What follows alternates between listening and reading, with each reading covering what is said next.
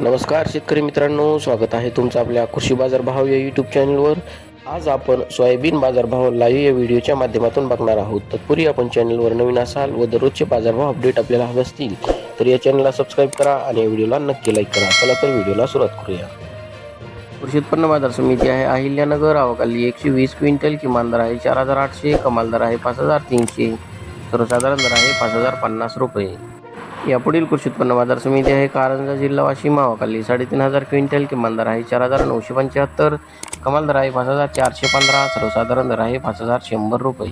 यापुढील कृषी उत्पन्न बाजार समिती अमरावती, आवकाली 2124 क्विंटल, किमान दर आहे 4500, कमाल दर आहे 5300, सर्वसाधारण दर आहे 4900 रुपये।